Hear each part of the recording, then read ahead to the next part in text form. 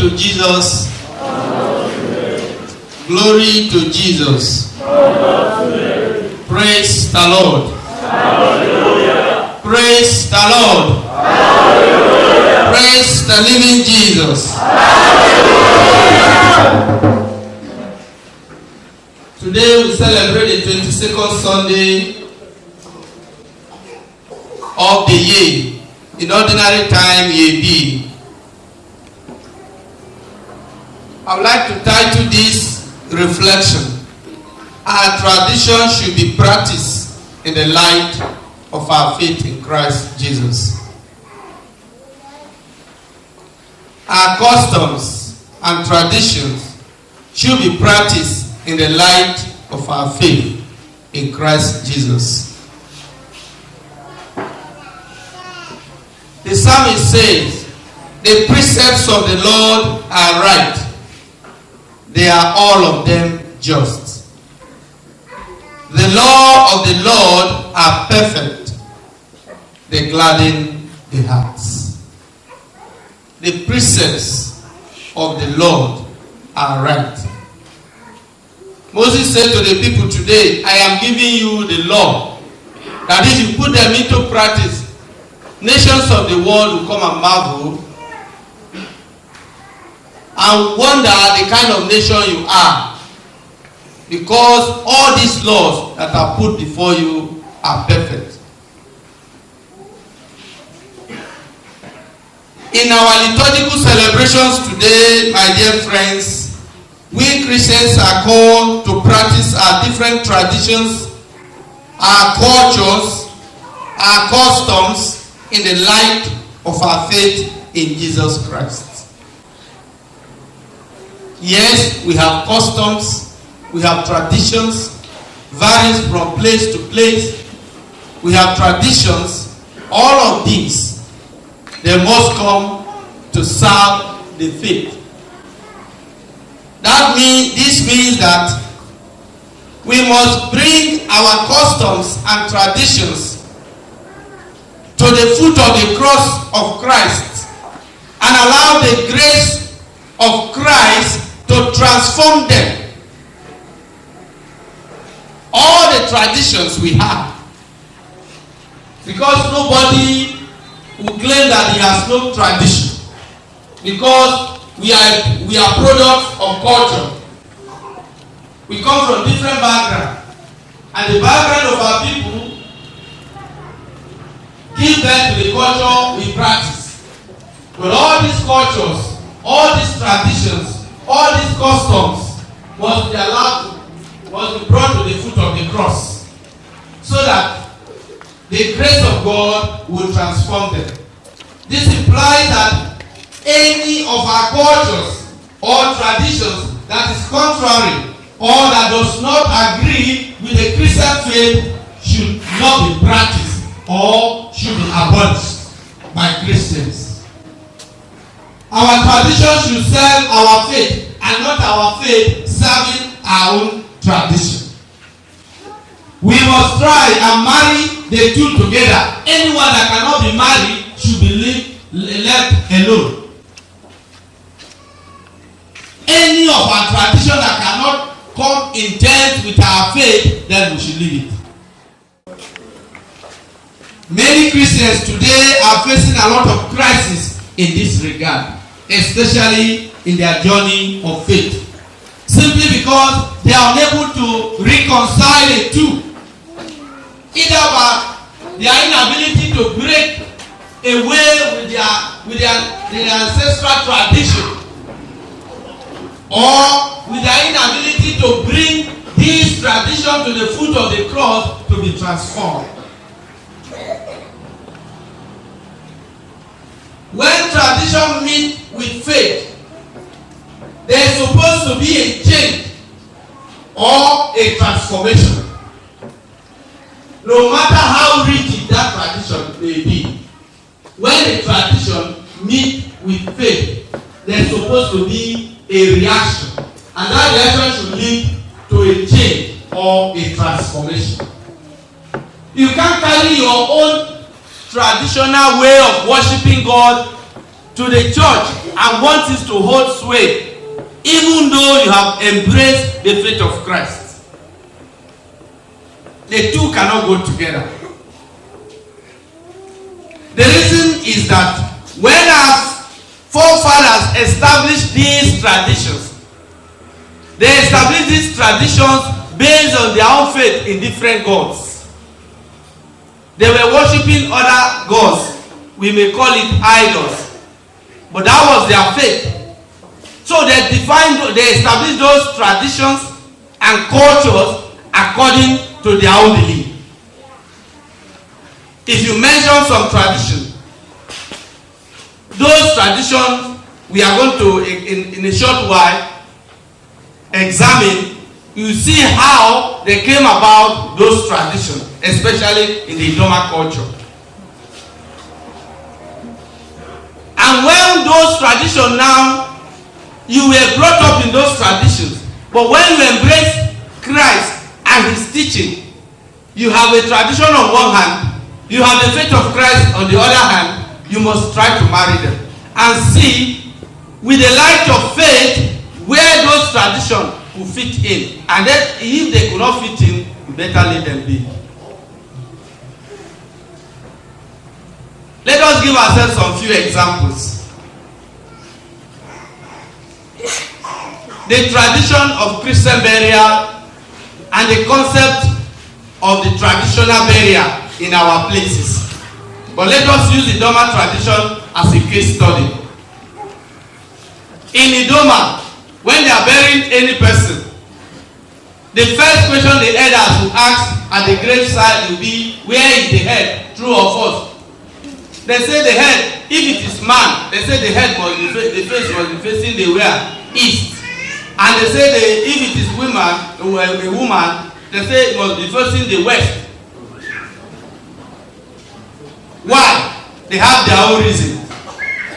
Number one of the reason is that at the time of transiting to the world beyond, the Ikpaleku, the man supposed to awake to see the rising sun, because they believe in the concept of reincarnation.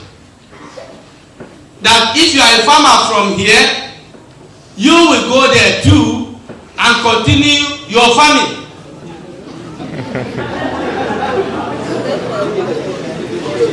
And because of that, I start to be proved wrong.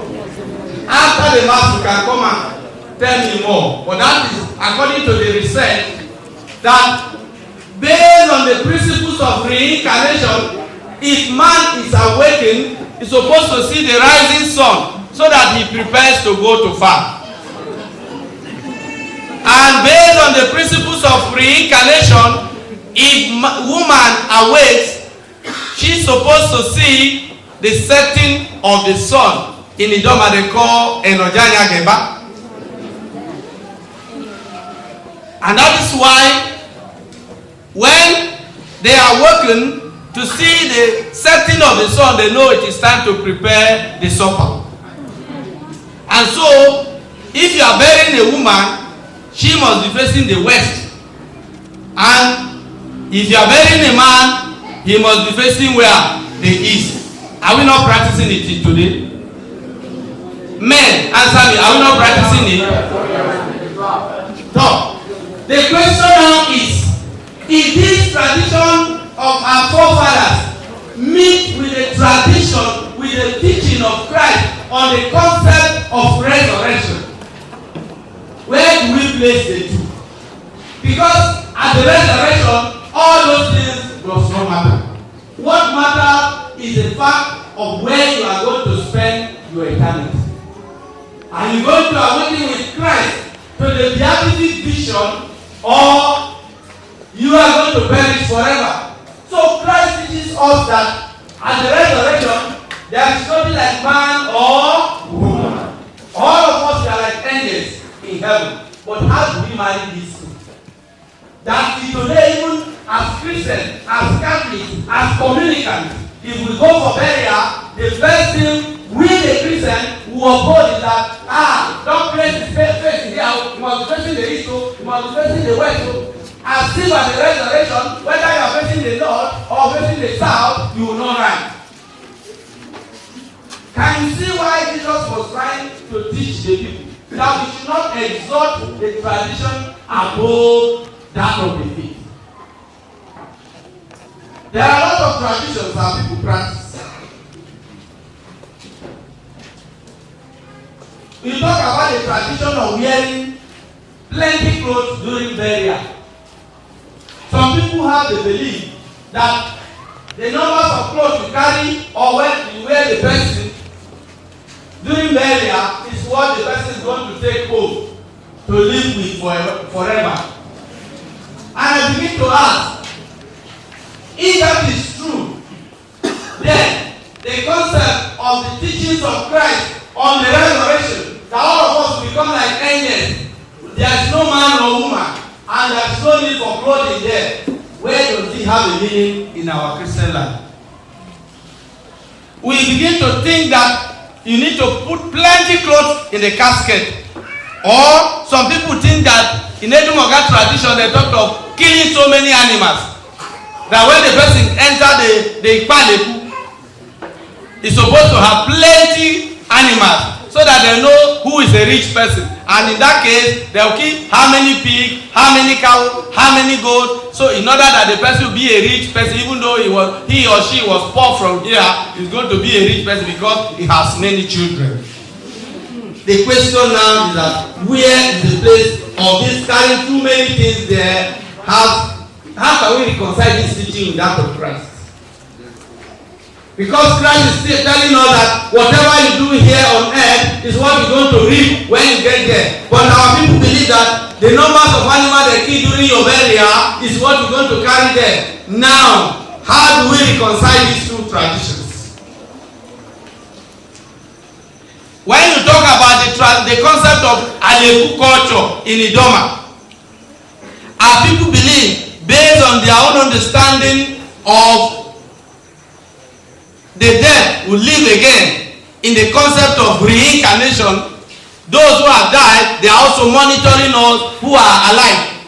And that is why they say if you marry a wife and your wife have an affair with somebody outside, they are Aleku catcher.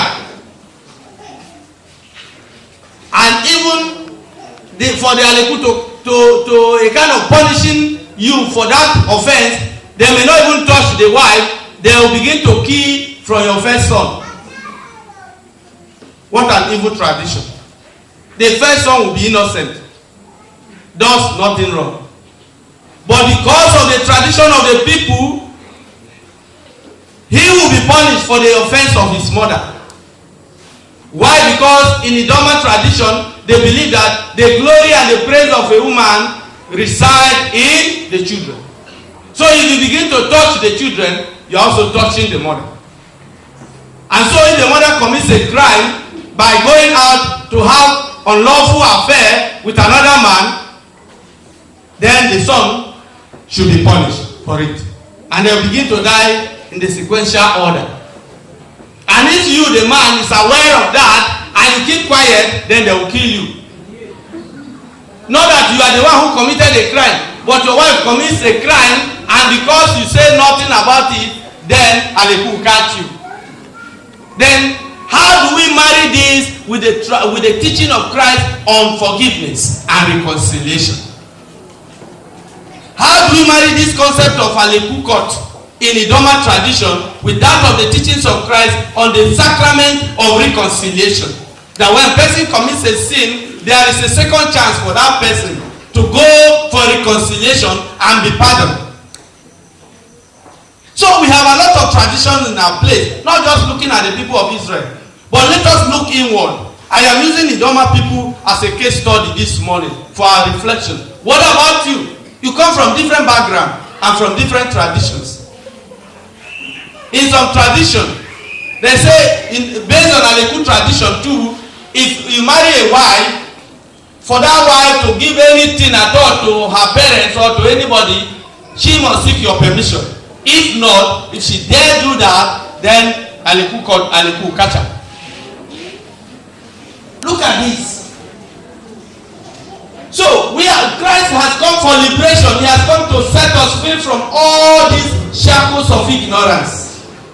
He has come to free us. And for him to do that, we must not insist on what our forefathers have been practicing. They were doing that because they had no knowledge of Christ at that time. They may not have encountered Christ. And now that we have encountered Christ, though product of these cultures and traditions, we need to bring these traditions to the foot of the cross in order that the grace of Christ may transform them. And that are not possible for us to mark, we should let go. This is the reason why St. James in the second reading of today makes it abundantly clear that we should not deceive ourselves.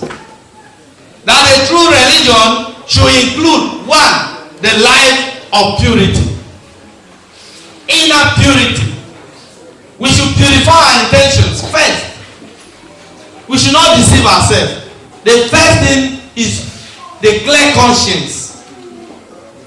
We should free ourselves from all obscure consciences, so that at least whatever we are doing, we are sure of it and we are not deceiving ourselves. Also, our religion should include the care for the less fortunate. Any religion that encourages suppression of the people, especially their rights, any religion that encourages the oppression of the people, those religions should be abandoned. Those traditions should be abolished. Those traditions should be break away with. We should come to God with all our hearts and embrace His teaching, which must not insist on what we have known from our forefathers. Those people, they did that because that was how they believed and perceived life. But now that we have come to Christ, we must practice what the gospel tells us. I'll give you another disturbing aspect of Alikukot again. That when a woman commits adultery, for the purification to be made, the woman is supposed to go to the public square and be stripped naked, and then carry a pot of water. They call it a yogongo. That is the traditional water that they fetch facing the east, and the woman is supposed to carry it and be singing in the market square and be singing in the public square, so that the people now see her nakedness. And after that, the elderly women in the village supposed to come and do the rite of purification before she could be qualified to share among the children of men. The other day, the last burial we had here in Ofu. At the time of burial, a group of persons came to me and said, "Father, now you have done your own. Allow us to do our own." I say, "What is that?" "We want to remove the wrapper she is wearing in the casket and take somewhere." I said, "For what?" "To go and naked this woman." Say, "That is our tradition." I say, "Go and tell that your tradition, that this woman saw those traditions before she embraced Christ, and now the grace of Christ suffices for her, even right in the grave. I will not permit that." They said, "Father, hey, that one is a taboo." I said, "Let that taboo fall upon your head, who believe in me."